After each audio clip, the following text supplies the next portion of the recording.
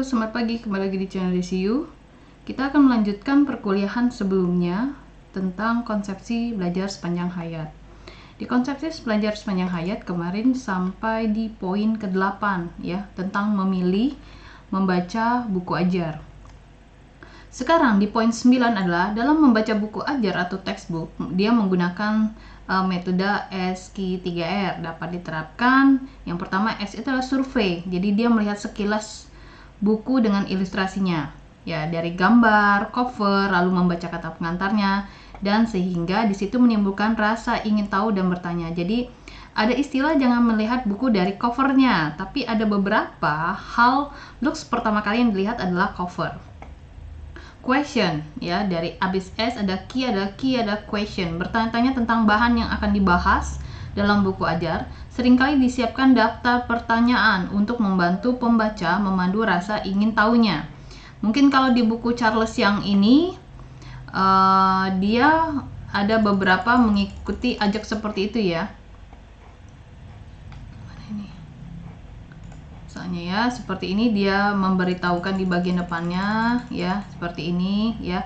Jadi nanti pembaca akan bertanya-tanya, oh setelah saya belajar pada bab ini, saya akan memahami apa di sini ya ceritanya. Lalu nanti di ending di sininya dia biasanya memberikan review question. Ya, jadi kayak bentuk pemahaman ulang ya.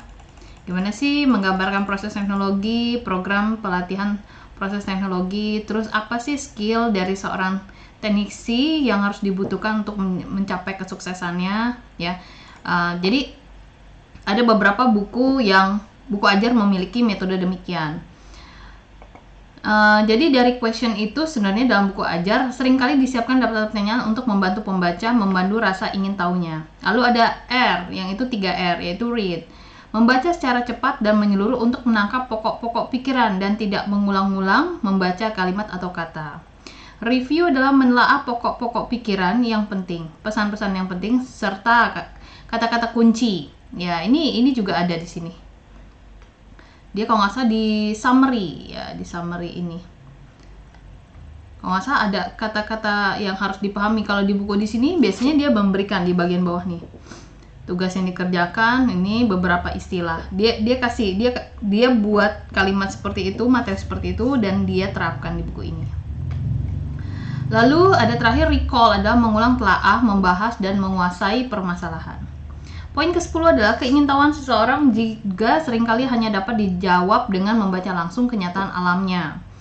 Dalam hal ini kita harus mampu berdialog secara alami dan secara manusiawi, berarti secara alam dan juga komunikasi ya dengan sesama manusia.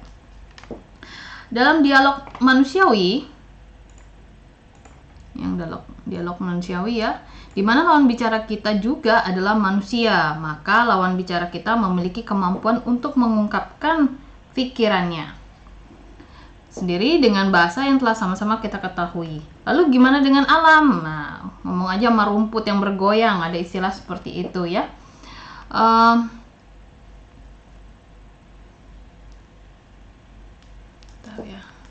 Takut mic-nya nggak kedengaran.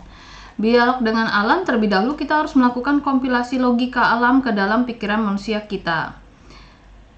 Pelajaran kimia, fisika, biologi, dan ilmu-ilmu pengetahuan alam lainnya pada dasarnya adalah proses kompilasi pikiran alam ke dalam pikiran manusia. Oh, berarti belajar yang dimaksud ini ya. Yang akan terungkap kembali pada saat kita berdialog dengan alam. Oke, kita ngomong air, misalnya H2O ya, baru berpikir air itu liquid, pH 7, dan kawan-kawan secara nggak langsung kamu tuh berbicara dengan alam. Dianggapnya seperti ini. Jadi bukan tanya aja sama rumput yang bergoyang ya. Jadi kita tuh memasukkan konsep alam ke dalam pikiran kita dan tiba-tiba kita melihat sesuatu di alam, itu seakan kita berbicara dengan alam. 11. Berdialog dengan alam tidak mudah, mungkin paling sulit. Oleh karena itu, suatu cara sistematika perlu dikembangkan, yaitu dengan cara membawa fenomena alam tersebut ke dalam laboratorium untuk ditelaah. Dan praktikum pada dasarnya adalah latihan untuk memiliki kemampuan itu. Kemampuan berdialog dengan alam. Jadi misalkan kalau sekarang tuh lagi pingin riset apa nih ya, belakang saya ini sate ya, kita kan tidak tahu ya sebenarnya dengan tekstur dagingnya seperti itu berapa lama harus dipanggang, suhu berapa, segala macam, sehingga bagi orang awam yang memasak itu bisa ya. Selama ini kan kita pakai feeling ya, oh udah matang, oh udah ini. Nah, kita bisa membawanya ke dalam suatu lab ya. Tekstur dari daging itu seperti apa. Kalau kita masukkan ke dalam microwave, ke dalam oven, tidak lagi perlu kipas-kipas ya, dia matang dan seperti sajian yang ada di belakang, tidak jauh beda. Nah, disitulah kita mengubah fenomena yang selama ini ya, mengapa bisa begini, mengapa bisa begitu, ke dalam suatu pemikiran sistematik yang kita bawa ke dalam laboratorium. Ya banyak hal ya di dunia ini seperti itu ya. Jadi kita sebenarnya berdialog dengan alam, begitu caranya. Lalu yang ke-12, belum. Dengan demikian, praktikum bukan sekedar cara untuk melengkapi atau menyempurnakan penguasaan materi perkuliahan, melainkan menanamkan pengertian dan kemampuan dasar untuk dapat berdialog langsung dengan alam secara alami dan manusiawi. Oh, seperti itu ya. Oke, 12. Berbagai upaya sistematik di atas adalah upaya untuk menjawab keingintahuan dan pertanyaan berbagai hal yang bersifat fisik alamiah ilmiah, baik yang nyata dan kasat mata maupun ilmiah yang abstrak dan tak terlihat. Hasilnya adalah pemahaman ilmu alamiah yang ilmiah, berarti ilmu alam yang bisa dibuktikan secara saintifik. Sementara itu kehidupan manusia tidak sebatas hal-hal yang fisik, alamiah dan ilmiah. Jadi ini kehidupan manusianya, fisik, alamiah dan ilmiah. Melainkan juga ada hal-hal metafisik dan gaib. Dalam hal ini ingin memenuhi keingintahuan atas hal-hal yang gaib dan metafisik, maka pendekatan yang paling bertanggung jawab adalah pendekatan agama yang ilahiyah, bukan mimpi atau sekedar renungan, karena pendekatan agama merujuk petunjuk guru, yaitu Nabi Allah ya.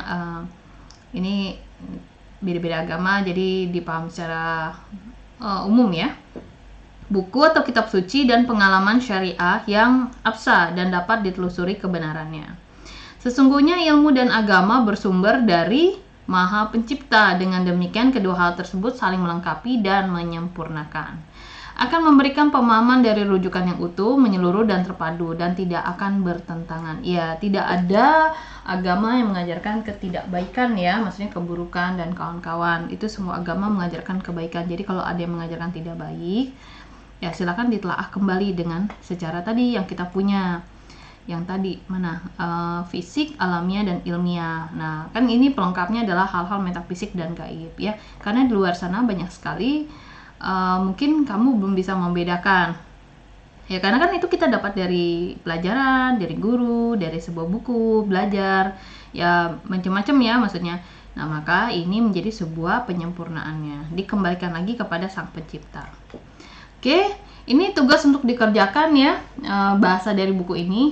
Berapa persen kandungan oksigen dalam udara lingkungan hidup? Oksigen 21% ya. Ini hal umum ya. Lakukan praktikum yang dapat meyakinkan Anda tentang berapa banyak oksigen yang berada dalam udara. Wow ya, ini berarti harus ada ppm ya, ada alat ya. Lalu rangkaian pertanyaan apa lagi yang muncul dalam pikiran Anda setelah melakukan percobaan di atas? Nah, kira-kira oksigen itu bisa dirasakan bagaimana, bisa tahu keberadaannya seperti apa. Nah, itu mulai berpikir dia. Gimana caranya oksigen ini bisa dipakai oleh orang yang sakit ke dalam tabung, gitu kan ya. Bagaimana mentransformasikannya ke dalam pasien. Oke, yang B, pertanyaan untuk dibahas, apakah upaya mencerdaskan kehidupan bangsa yang merupakan salah satu tujuan kita berbangsa dan bernegara dapat kita capai dengan menyekolahkan semua warga negara Indonesia? Karena sesuai dengan pergerakan ya sekarangnya ada yang namanya homeschooling, ya ada sekolah informal, ada sekolah formal. Jadi sebenarnya kalau menyekolahkan itu benar. Tapi dilihat juga dari sikonnya, kalau kita ngomongnya di suatu daerah kayak kita, itu pasti sekolah itu suatu hal yang utuh ya, suatu hal yang penting. Namun ternyata di luar area tersebut banyak kok orang-orang yang tidak senang kita sekolah. Mengapa tidak senang kita sekolah? Karena dia tidak sekolah. Kalau dia sekolah, pasti menyarankan untuk sekolah. Jadi ada beberapa pemikiran yang orang mengatakan sekolah itu hanya menghabiskan uang, seperti yang kemarin ada yang cerita ke saya seperti ini.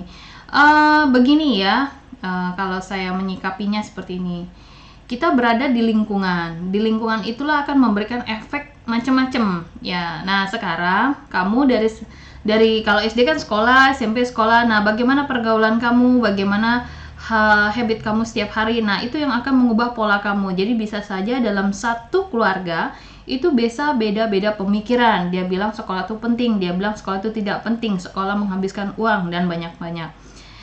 Dan banyak sekali yang lainnya. Nah, kalau mencerdaskan, terus kata dia lulus tapi belum dapat kerja dan kawan-kawan. Nah, kembali lagi, seperti apa yang kita dapatkan selama sekolah, seperti apa itu belajar, seperti apa yang kita dikatakan tadi. Ada fikir alamiah, ilmiah, dan fisik. Nah, digabungkan dengan agama. Jadi kembali lagi ke berapa usaha yang kamu lakukan. Tidak ada yang tahu usaha kamu tuh sebesar apa sih nilainya, ya. Jadi saya setuju dengan ini. Upayanya ada salah satunya adalah dengan menyekolahkan. Nah, ketika disekolahkan, nah silakan dipahami dengan baik seperti apa sih sekolah itu. Akan ada perbedaan antara sekolah SD, SMP, SMA dengan universitas yang tidak lagi diatur ini itu sebenarnya. Ya, gerbang ditutup, nggak ada yang nyubit dan kawan-kawan. Tapi bukan mengartikan bisa datang seenaknya, ya, seperti itu. Ada beberapa hal itu, ya. Oke, adakah perbedaan antara manusia yang mengembangkan penalaran dengan satu bangsa yang akan meningkatkan kecerdasannya? Ya, dengan suatu bangsa. Saya anggapan seperti ini, ya. Ketika kita kuliah di Indonesia, ketika kita kuliah ke negara luar yang lebih tinggi, mungkin kita sebut negara apa ya? Jepang lah, ya, kita bilang. Dari sisi teknologi, dari sisi pemikiran, dari sisi jangankan itulah, dari cara ininya aja lah, ya. Kita kalau kemana-mana naik motor, mereka kemana-mana jalan kaki, pakai kendaraan umum. Itu mereka menghabiskan waktu selama di kereta dan kawan-kawan mungkin membaca buku. Kalau kita kan naik motor nggak mungkin baca buku, ya. Seperti itu. Nah, itu satu hal, ya, yang mereka berusaha untuk enjoy. Bukan mengartikan kita tidak enjoy, ya. Beda juga dengan negara kita yang mungkin public transportation-nya itu tidak seperti yang di negara sana, mudah dijamah dan kawan-kawan. Dan harganya untuk public transportation itu lumayan mahal, ya. Jadi kalau orang mau berpergian tuh pikir-pikir rutenya seperti apa dan kawan-kawan. Jadi akan ada perbedaan, tentu akan perbedaan, ya. Dengan membandingkan suatu negara dengan negara lain bagaimana. Nah, bisa dikatakan di negara tersebut tidak ada debu kalau saya anggap, ya. Bagaimana dengan Indonesia? Bagaimana dengan Indonesia? Silakan disikapi dengan baik, ya, seperti itu. Dan apakah akan meningkatkan cerdas? Ya, tentu, karena akan terjadi pola pikir yang berbeda, ya. Bukan mengartikan kita dari negara yang bukan anggaplah di bawah negara Jepang gitu, ya. Bukan mengartikan kita bukan orang yang memiliki kecerdasan lebih tinggi dari negara mereka, tidak. Karena kita berbicara adalah personal, bukan lagi berbicara adalah satu bangsa. Jadi kalau personal itu kan ada saja anak dari keluarga A, ternyata yang pintar hanya kakaknya misalnya gitu, adiknya enggak. Itu kan sebenarnya suatu bangsa juga, ya, suatu keluarga itu, ya.